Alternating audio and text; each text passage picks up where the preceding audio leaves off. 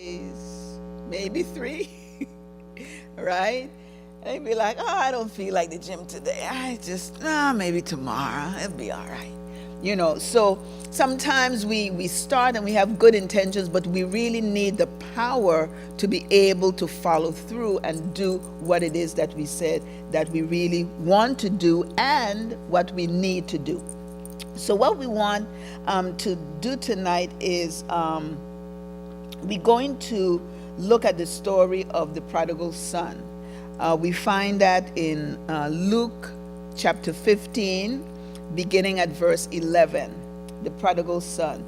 And we're going to read through the story, and then we're going to kind of go back and pick it apart and look at what was dead in this young man's life that needed to be resurrected, and how it was indeed resurrected again. All right, so if we have your Bibles or your app, your Bible app on your cell phone, we're in Luke 15, beginning at verse 11, and we're reading from the New Living Translation. All right, so verse 11, it says, Jesus told this story. A man had 2 sons. The younger son told his father, I want my share of your estate now before you die. So his father agreed to divide his wealth between his sons. A few days later, this younger son packed all his belongings and moved to a distant land, and there he wasted all his money in wild living. About the time his money ran out, a great famine swept over the land, and he began to starve. He persuaded a local farmer to hire him, and the man sent him into his fields to feed the pigs. The young man became so hungry that even the pods he was feeding the pigs looked good to him. But no one gave him anything. When he finally came to his senses, he said to himself, you know what? At home, even the hired servants have food enough to spare. And here I am dying of hunger. I will go home to my father and say, Father, I have sinned against both heaven and you, and I am no longer worthy of being called your son. Please take me on as a hired servant. So he returned home to his father, and while he was still a long way off, his father saw him coming. Filled with love and compassion, he ran to his son, embraced him, and kissed him. His son said to him, Father, I have sinned against both heaven and you, and I am no longer worthy of being called your son. But his father said to the servants, Quick, bring the finest robe in the house and put it on him. Get a ring for his finger and sandals for his feet, and kill the calf we have been fattening. We must celebrate with a feast. For this son of mine was dead and now has returned to life. He was lost, but now he is found. So the party began. All right, so we're going to pause in our story right there. And so as we look at this particular story in the context of resurrection power and what became dead, and how what was needed in order to bring the dead situation back to life, what I want us to do is to look at this story using the acronym WATCH, WATCH, WATCH. All right? And it's an acronym because the W stands for words, A stands for actions, T stands for thoughts, C stands for character, and H stands for habits. All right, so again, W, words, A, actions, T, thoughts, C, character, H, habits. So when we talk about patterns of behavior that we may get into, there is a way in which this happens. Patterns of behavior don't just happen overnight. All right? So basically, this acronym WATCH tells us how this process occurs. So we're actually going to do them a little bit out of order, but we're going to use all those, the 5 words. But we're going to begin with thoughts. So your thoughts, what you think, become your actions, what you do. I'm sorry, your thoughts first become the words. Okay? So you think something, and then generally you speak it. Okay? So your thoughts become words, then your words become actions. Your actions, repeated actions, become your habits, and the things you habitually do form your character. Okay, we got that? Okay, so our thoughts becomes words, our words turn into actions, our actions repeated over time become habits, and our habits form our character.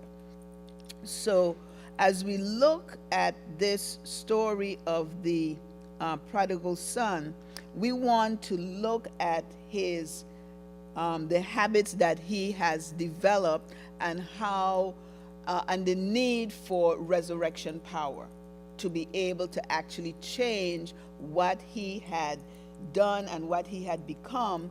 He needed resurrection power in order to change it. So we want to take a look at this story from this perspective. All right, so verse 11 tells us that a man had 2 sons. The younger son said to his father, all right, so he spoke some words. But before he spoke these words, what would he have been doing? Thinking. All right, so before he said anything, he had been thinking. He's going to say something to his father, but he doesn't just blurt out. He's been thinking about what it is that he wants to say. All right, so his words are going to give us insight into his thoughts. Okay, so what does he say? He said, I want my share of your estate now before you die. One sentence. But let's see if we can pick it apart a little bit. He begins by saying, I want. I want. What does that tell you about what this young man has been thinking? Thinking about himself, his own desires, his own wishes, his own wants. So his thinking is self-centered. We could say that, right? Self-centered.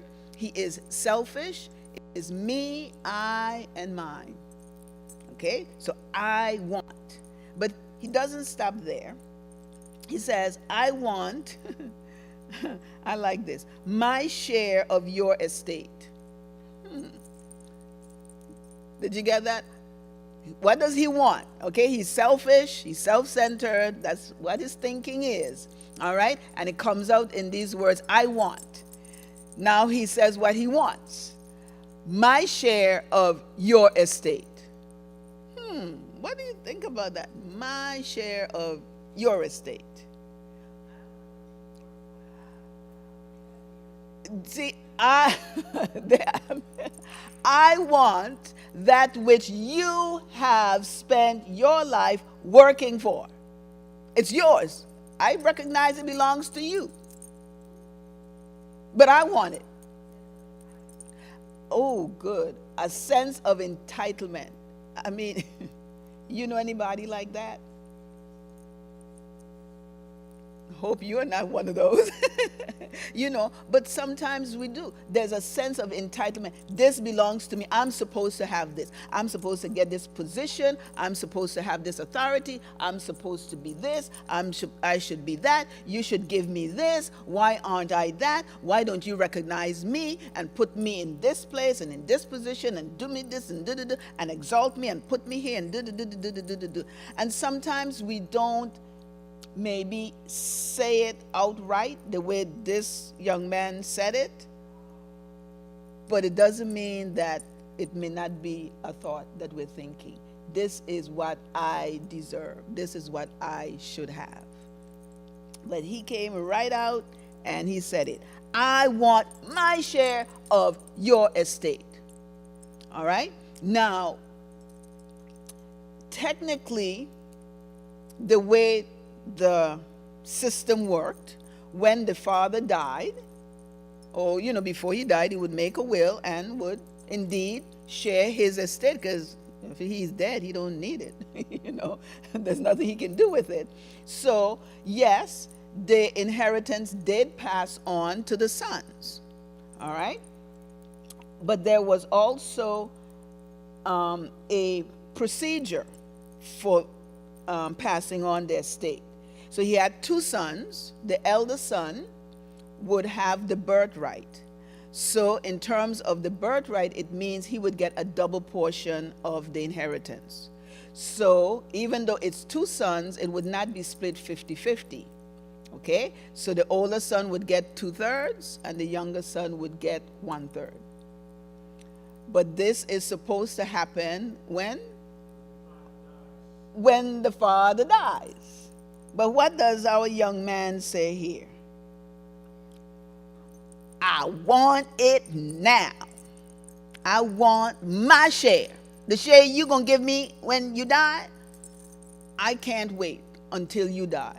Ooh. Wonder where he got that attitude from. You see, because his words indicate what he has been thinking, what's in his heart. I can't wait for you to die. That's literally what he's saying to his dad, by saying, I want it now. And then what kind of attitude when he says, I want my share of your estate now before you die? Whew.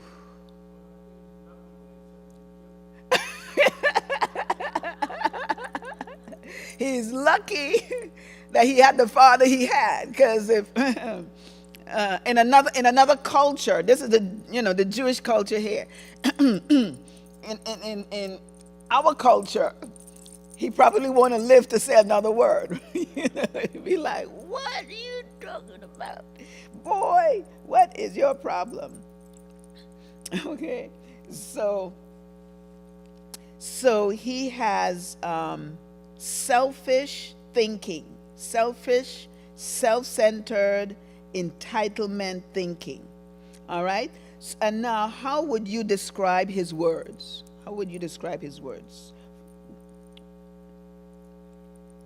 His thinking is selfish and self-centered, and how would you describe his words? Okay, it was clear, it was to the point. Okay.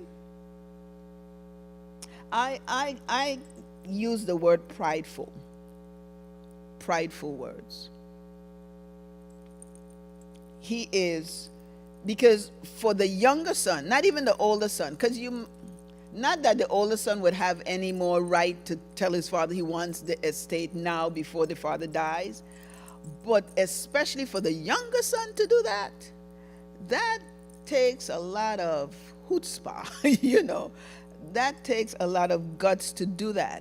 And so there is a certain level of pride that he has, proud, I want it and I want it now, and give it to me.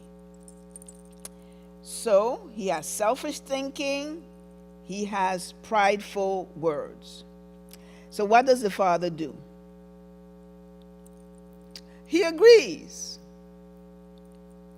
Did the father have to agree with the son? Did he have to split anything? Nope. Because who did the wealth belong to? The father. And it's his, and he could do with it as he sees fit, when he sees fit, and how he sees fit. But he decides not to argue with his son. There's no argument.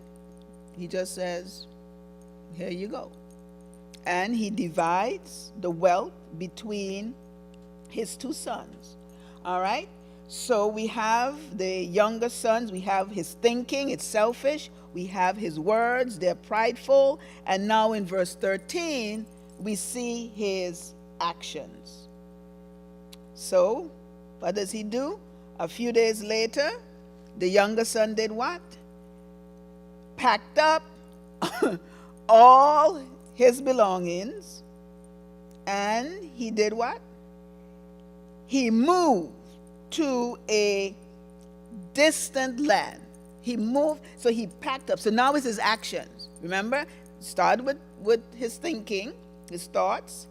That became words. I want my money and I want it now.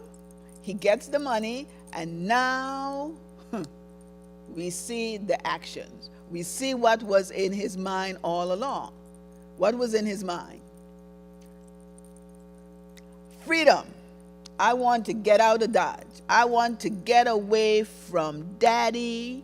I want to get away from all the rules, the restrictions, telling me what to do. Come here, go there, can't come home this time. That's too late. You got to be home by this time. Da da da dee dee dee dee dee. You know what? I want to do my own thing. I want to do what I want, when I want, how I want, if I want.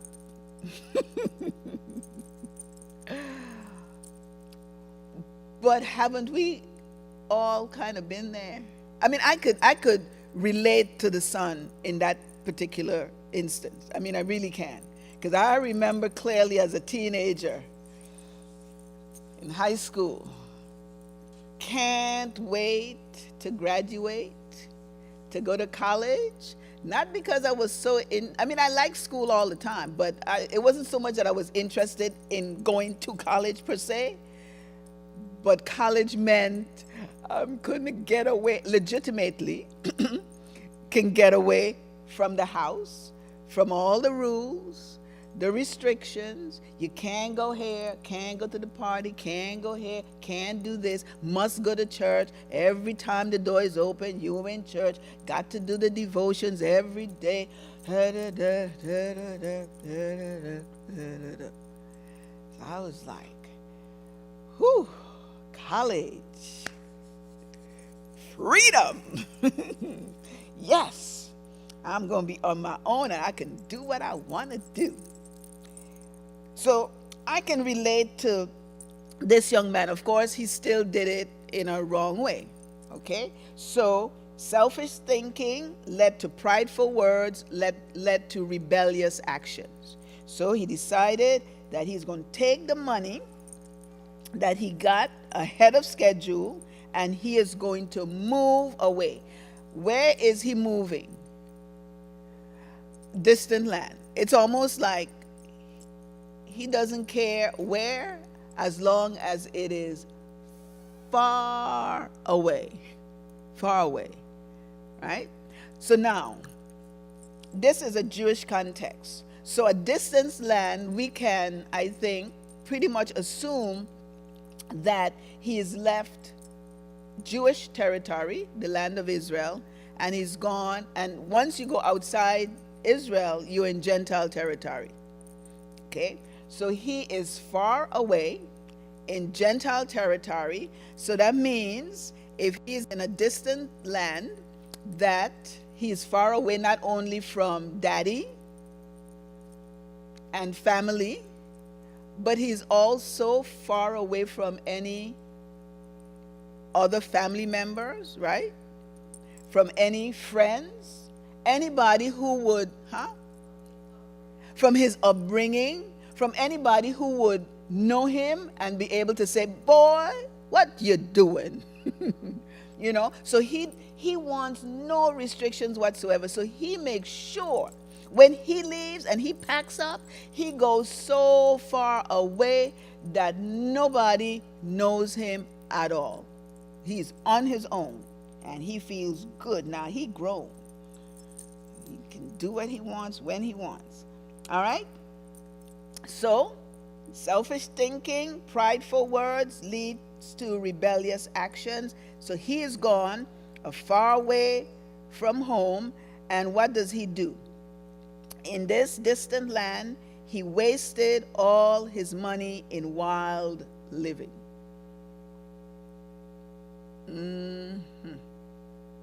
Now, the Bible doesn't explain what wild living is, but I think we can have a pretty good idea.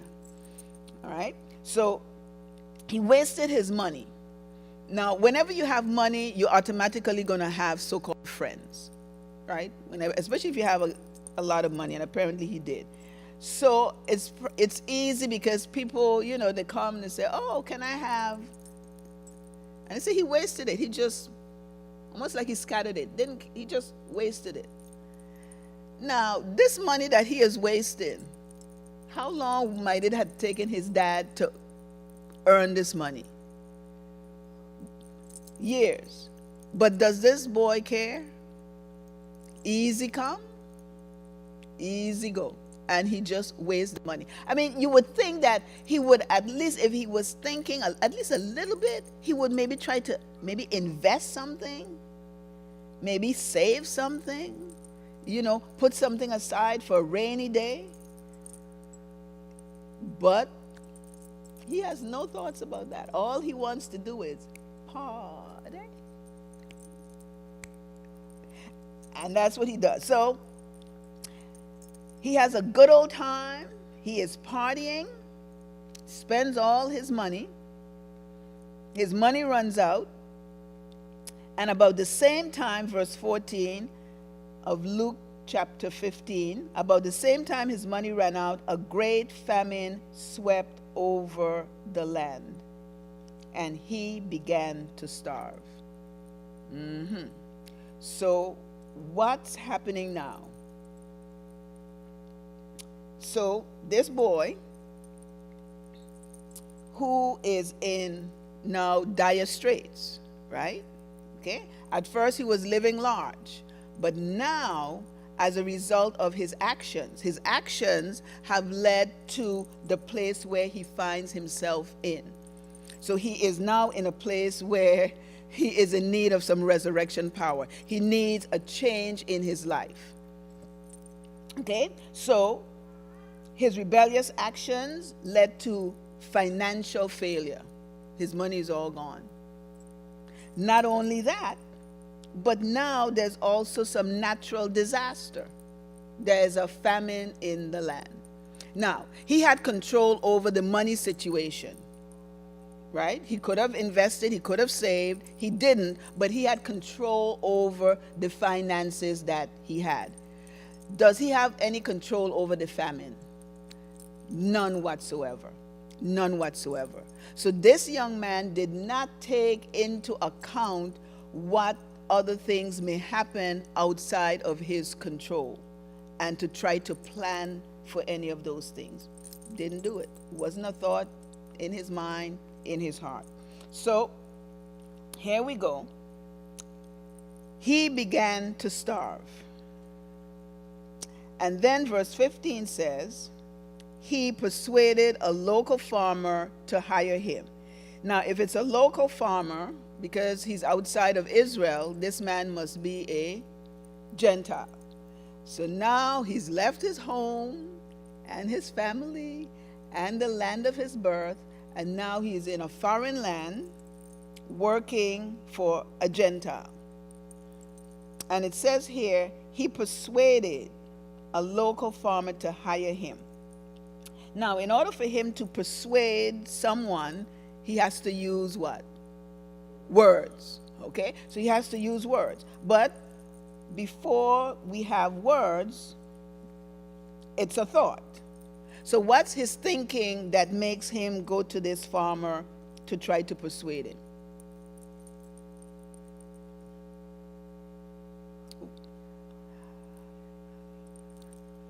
I don't have anything.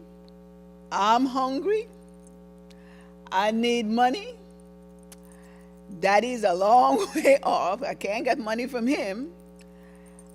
I know, no, you see, the thing that he thought was his freedom to be away from home, away from family, away from friends, now has put him in the place where there's no one that he knows. There's no one around that cares about him. He is a foreigner in a foreign land in need. Whatever friends, so-called friends he may have had when he had some money, they're long gone. So here he is all alone like a rolling stone. Because your actions have consequences. And so here he is. Now he's decided, well, I need some money. I got to get a job.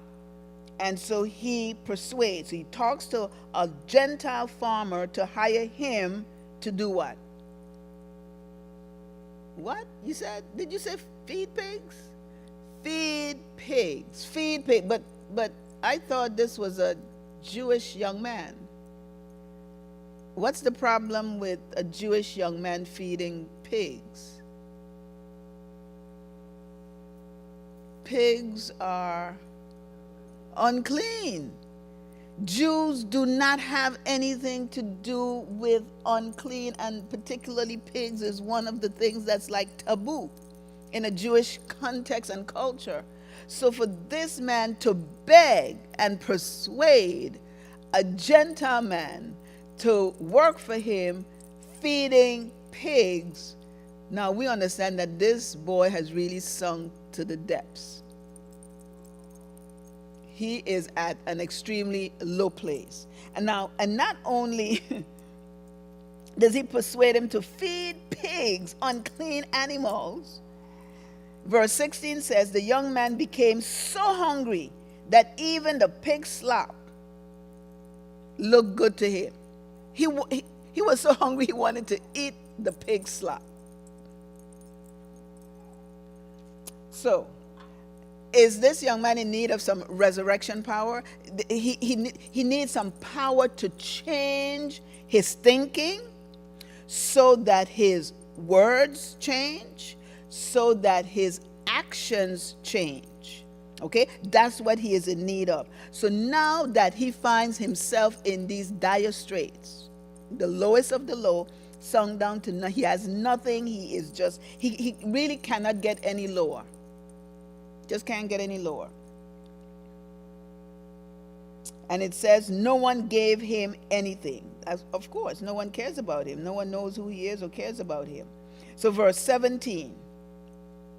What happens in verse 17? He finally, the text says, he finally came to his senses. It's as if somebody like knocked him over the head and said, what in the world is the matter with you? So he started to think. He started to think, right? It's a thought. And it says he said to himself. There's the thought. He said to himself. He's thinking, you know what? At home, even the hired servants have food enough to spare. And here I am dying of hunger. So he's thinking. So now his thoughts are changing, right? Because the thoughts he had before were selfish thoughts. I want my money and I want it now. Now his thoughts are, there's food at home and I'm starving. So, based on his thoughts, he says some words. His word says, I will go home to my father and I will say. So now he has a recitation. I'm going to tell my father, Father, I have sinned against heaven and you, and I am no longer worthy of being called your son. Please take me on as a hired servant. So that's his recitation. That's what he thought. He says, this is what I'm going to tell my father. When I go home, I'm going to say this to my dad. So his penitent thinking, okay, so now his thinking has changed. Now it's penitent. It's changed, okay? His thinking now leads to humble words, words of humility. I will go and say to my father, I have sinned. Ooh, wow. Humility. And so that's exactly what he does. Exactly what he said he was going to do is exactly what he did. He got up, he returned to his father, and it says, while he was still a long way off, his father saw him coming. Filled with love and compassion, he ran to his son, embraced him, and kissed him. All right? So we see the actions of the father. So let's go back. What do you think, based on the actions of the father, what do you think his thoughts were? The father, yeah.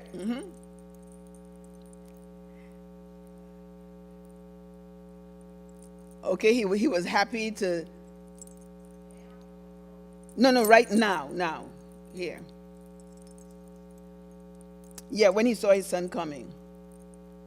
Okay, no, I'm saying what do you think his thinking was? What were his thoughts? And he's standing there and he looks in the distance and he sees his son. My prayer has been answered. My prayer has been answered. That boy is coming home. Finally, hallelujah, he's coming home. And so the dad, it says, while he was still a long way off and he saw him coming, he was filled with love and compassion. So his thoughts were thoughts of love towards his boy, even though this boy was rebellious, took all his money and wasted it. But was that what the father was thinking about? Was he thinking about the money that was gone? What was he thinking about? My son is coming home. Ooh, my son is coming home. So he ran, he embraced him, he kissed him, and then his son said to his father, Father, I have sinned against heaven and you, and I am no longer worthy of being called your son. What does the father do? Now the boy is talking, right? He's saying his rehearsed speech. This is what he said he was going to do. He said, I'm going to go back home and I'm going to tell my father, I'm no longer worthy. I sinned. Treat me as one of your hired servants. So he starts his speech. Does he get to finish his speech? Why not? His father was so glad to see him, he cut him short. He cut him short. From the time he says, I am no longer worthy of being called your son, what does the father know when he hears those words? He's changed. He has changed. He has repented. The boy, oh yes. He says what he had been hoping and praying would happen has indeed happened. So his son has a change of heart, a change of mind. All right? Because the Bible tells us, as a man thinks in his heart, so is he. So what you are thinking, your thoughts display, and your words display what's actually in your heart. So when he says these words, his father knows beyond the shadow of a doubt, this boy has a change of heart. He has repented. The father is so happy. He kisses him. He has compassion. He embraces him and stops him from continuing on with his speech. And now the father begins to speak, right? Okay, so we saw his actions in terms of running to his son, and also remember, running was something that in their culture men did not do. That was beneath their dignity. They did not run. And so the father literally threw off whatever dignity he had as a father, as the patriarch, and he just ran to his son because he was just so happy that his son had experienced resurrection power enough to change his mind and return back home to the father where he belonged. So he is so extremely happy. So now the father begins to speak, and we hear the father's heart when he speaks. So he says to the servants, is he going to treat his son as a servant? Nope. In fact, the son didn't even get a chance to say that. But he says to the servants that he does have, he says, quick, bring the finest robe in the house. Why does he need to put a robe on the boy? Because probably a mess, right? If he'd been feeding pigs,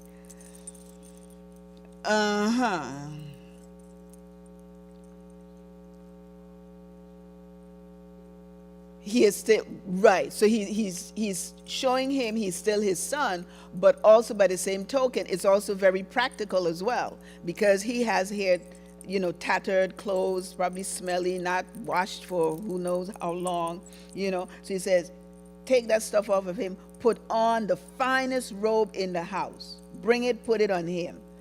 Get a ring for his finger and sandals for his feet. So he is reclothing this young man with clothes suitable for his son.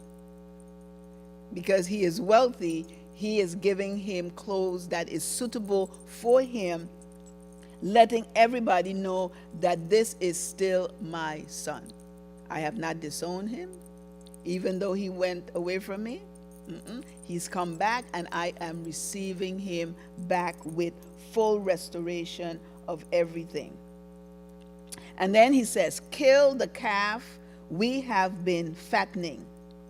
We must celebrate with a feast, for this son of mine, look at the words he says, was dead, and now he has returned to life. That's what it's about. That's resurrection power. It's to take that which was dead and restore it back to life. And so by the son making a decision and carrying through, because any point on the way home he could have changed his mind and said, you know what, my father probably wouldn't even do that. He probably is so mad at me, he would not. You know what, I'm just going to have to figure this out myself. But nope, he did not change. He was resolute, and he went straight back to his father, and as a result, he was restored to the place and the position that he had before. So it says he was lost, now he's found. He was dead, he's returned to life. And so the father threw him a big grand old party. All right? Now, there's another son. There's another son. All right? So let's look at the older son, and let's see what his thoughts are and his words and his actions. So the older son, where was he? He was out in the fields, and what was he doing? Working. Who was he working for? His father. So he's working for that. He's doing what he's supposed to be doing. He comes home. Interesting, it used the same words. He returned home. He heard the music and dancing in the house. And so he asked one of the servants, well, what's going on? So the servant gave him the 411. He told him, your brother is back. Now you would think when he heard that his brother is back, he's going to be so happy. Yes, my brother, I miss him. Oh yes, my brother's home. This is great. This is wonderful. But no, that's not quite the response that we got from this boy. He says, your brother is back. Your father has killed a fattened calf, and we are celebrating because of his safe return. So the servant explains the whole 9 yards. They're celebrating, and why? Because he came home, and he came home safe. The older brother was angry. He was angry. And he refused to go inside. Now, isn't this kind of ironic that the younger son, who was on the outside because he voluntarily chose to leave, now he has returned and he is in the inside? The older brother, who was there all the time, he was outside working, doing what he's supposed to do.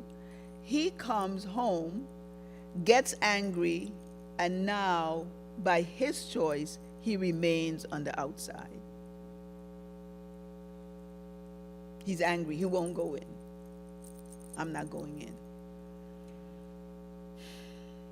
The choices that we make, our thoughts become words, become actions, and when those actions are repeated over time, they become habits, and those habits form our character. When we allow things to take root and take hold, whether it's the younger brother who decided, I'm going to live large with all my money and just wasted it, or the older brother who decides, I ain't going in. I'm mad. And he could, and we don't know because the story, doesn't tell us what happens long term. But it's quite possible that he could have stayed angry with his brother. Right, exactly. So he is angry. So he has some thoughts, and these thoughts becomes words. So his father, he wouldn't go in, and what does his father do? The father comes out to where he is. This father is something else, isn't he? Wow. Of course, the father is a picture of God, is representative of how God treats us and responds to us. But this picture of the father here is really something of really condescending. The father is always meeting his sons where they are. He is going to them. He is meeting them. He is helping them to do and to become what it is that he would like for them to become. But he is not trying to force them into doing or becoming. That's what he desires, for them to live large under his umbrella. But the decision is still theirs. Same with us. God wants the best for us. But he's laid down some rules and some regulations and some do's and some don'ts and some, there's some restriction. There's a lot of stuff we can do, but there's a lot of stuff we can't do. And he's laid stuff down. And sometimes we decide, I don't like that. I want to do what I want to do. I want to do my own thing. I'm grown. I can go there if I want to. I'm big and bad and bold enough. And God allows us. But then there's consequences to the actions that we take. There's consequences. So if a thought that comes and we entertain that thought and we decide to act on that thought and go in a direction that is opposite to what God wants, he allows us, but we also understand that there are consequences for those actions. And so you see with this older boy, the father comes out and he begs him to come in. But the young man says, all these years I have, what's the word he used there? I've slaved for you and never once refused to do a single thing you told me to do. And in all that time, you never gave me even one young goat for a feast with my friends. Let's back up and let's pick apart this older brother here. All these years, I've done what? Slaved for you? What is he saying? I don't understand. What help me out here? All these years I've slaved for you.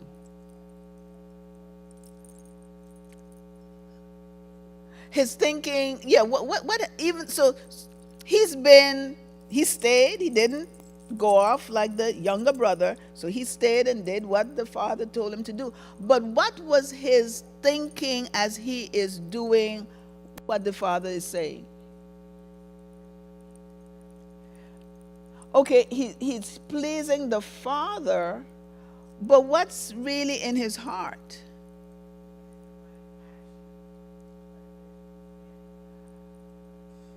He has the right action, so he's doing the right things externally, but internally, his mind and his heart is thinking, I'm here slaving for you. What's wrong with that thought? Even the words that he would say to his father, I'm here slaving for you. What's the problem with that thought?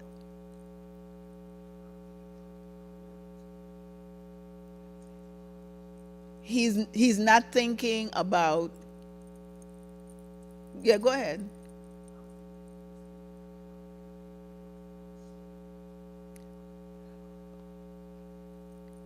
Okay, we might want to switch that around a little bit. Yeah.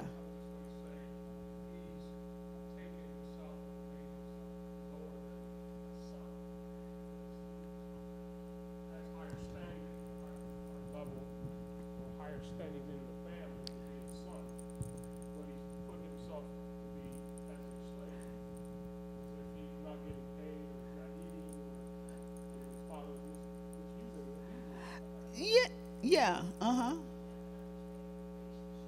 He,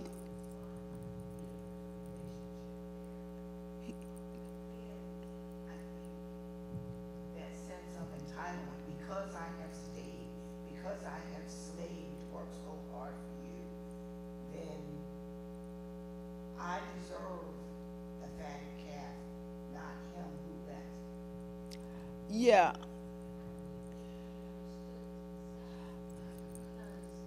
He's looking at what he's doing and seeing the same thing that his father's servants are doing. So he's liking his contribution to them versus seeing that his father's preparing him and teaching him what it takes to have all that he has.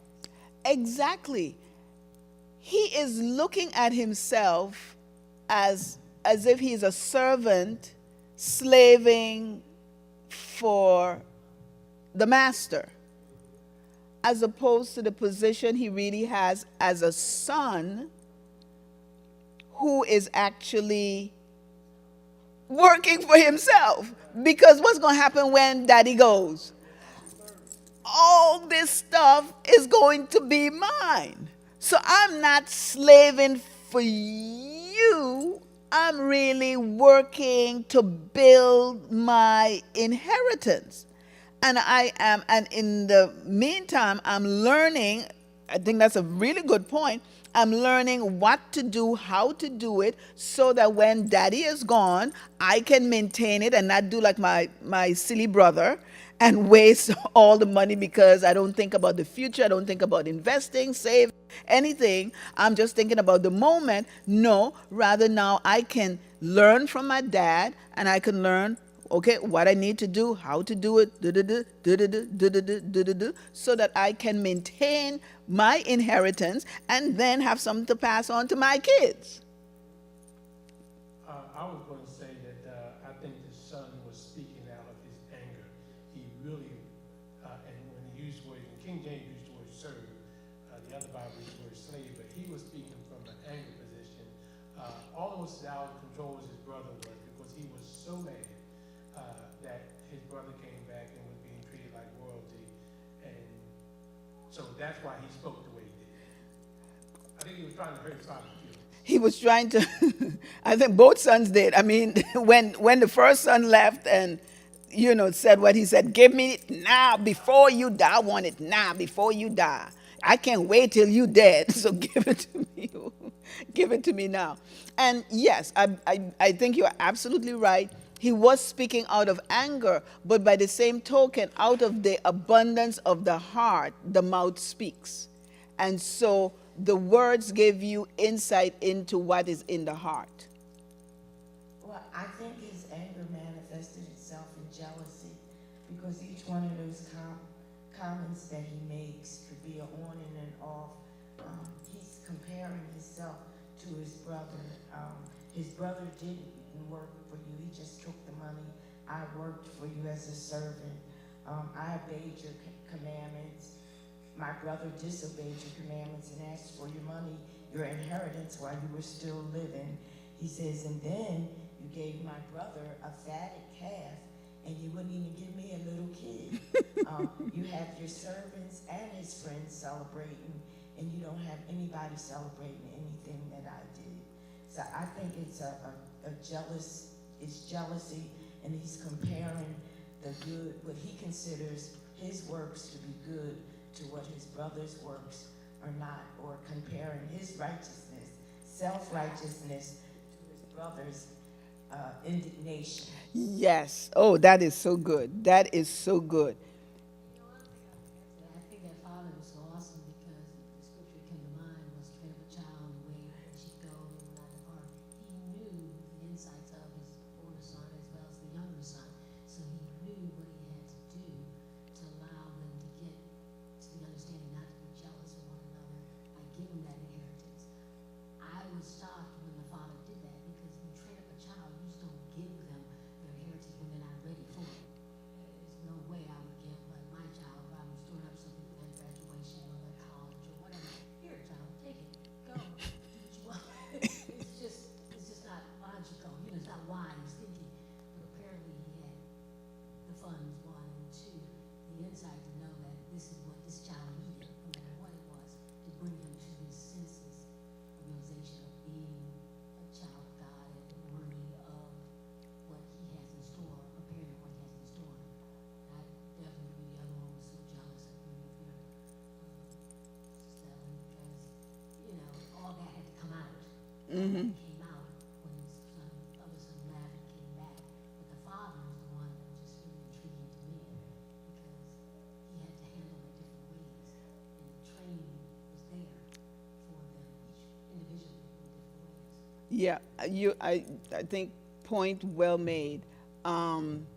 The father, I think sometimes when we're dealing with people, there are times when we have to let people figure stuff out on their own. You could talk till you're blue in the face. You could say, no, this ain't the way. No, it's not going to work. No. And you could have all the reasons, all the explanations. Nothing works. And there are times when people just have to go through the school of hard knocks,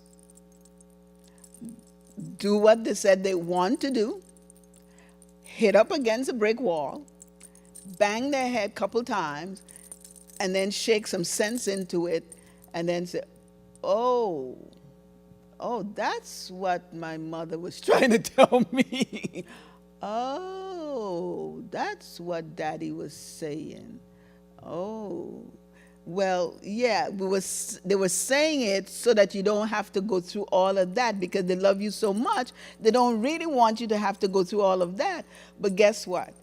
If that's what it's going to take to get you to come to where you need to be, well, then so be it. But that's the way God is with us. He gives us the rules and the regulations, the commands, to help us to avoid going through certain problems and situations. But if we decide we know best and we just want what we want and we go our own way, then the consequences are there to help to bring us back to where it is that we need to be. And so the consequences help the younger son, and then, of course, the father spoke to the older son. His father said, look there, son, you have always stayed by me, and everything I have is yours. We had to celebrate this happy day, for your brother was dead and has come back to life. He was lost, but now he is found. the story ends there, so we never really know how the older son responded to the father. We don't know. But what we do know is that resurrection power is real and it is available for us. So if there's something that we have that we are struggling with, that we need to change, something that might be dead in our lives and not quite right or where we want them to be, that what we know is because Jesus rose from the dead and all with all power in his hand, that through him we have the power to be able to change and make that determination like the prodigal son and say, this is what I'm going to do. I'm going to go and do the right thing.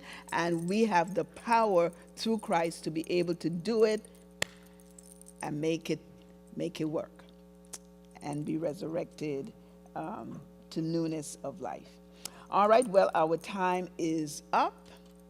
So we are going to gather together to pray and to close out.